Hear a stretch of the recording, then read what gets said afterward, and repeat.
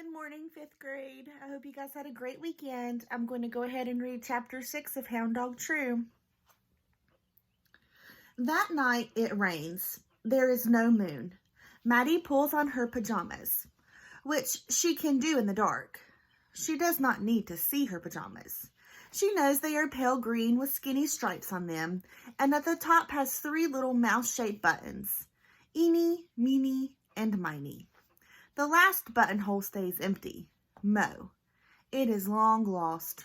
Poor Mo, Maddie says. The bedroom she is in used to be Mama's when she was a girl.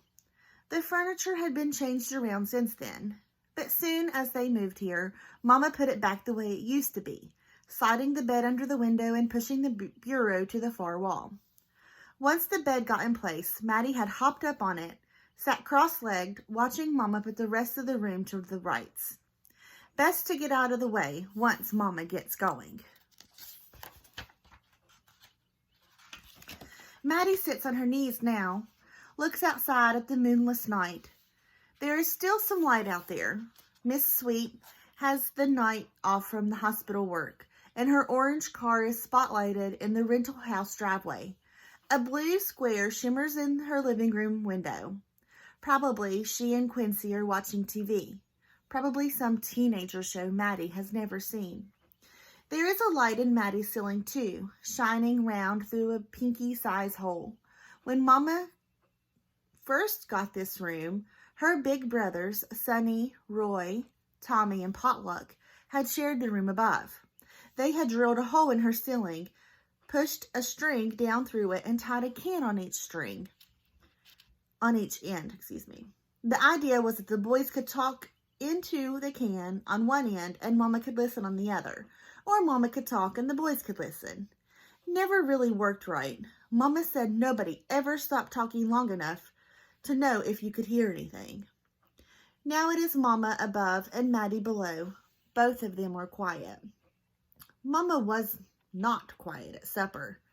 Said Quincy Sweet is almost 12, a year older than Maddie, really, and doesn't know anyone in town, just like Maddie doesn't, and can't stay alone in that house when Crystal goes to work the night shift at the hospital tomorrow, just like Maddie wouldn't want to.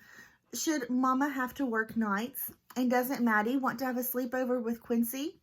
Mama's hands had sat still on the table. Maddie checked. No piccolo fingers, no plans being made. Wouldn't be too much of a disappointment if Maddie said no, so she did. No thank you, she said. Quincy looks older than 12. She probably knows lots of sleepover things that Maddie doesn't. Knows things that you are supposed to talk about and things you aren't. Maybe Quincy is the kind who'd come over and change into her pajamas right in front of you, and then you'd have to do the same. No sleepovers. Besides, Maddie has other things to do. She had decided she will not only write in her custodial wisdom notes, she will memorize them. Then, should anything happen to her notebook, she will still be ready.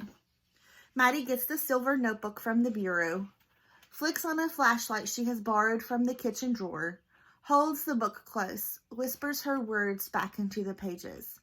Do not let mop sit overnight in water. Rinse twice. Wring out. Let dry in the sun. Sometime during her whispering, Mama's light goes out above. Even Mrs. Sweet's TV light goes black. She should rest, Maddie tells herself. Rest up for tomorrow. Quiet, she lifts her pillow, slides her notebook snug underneath. Safe.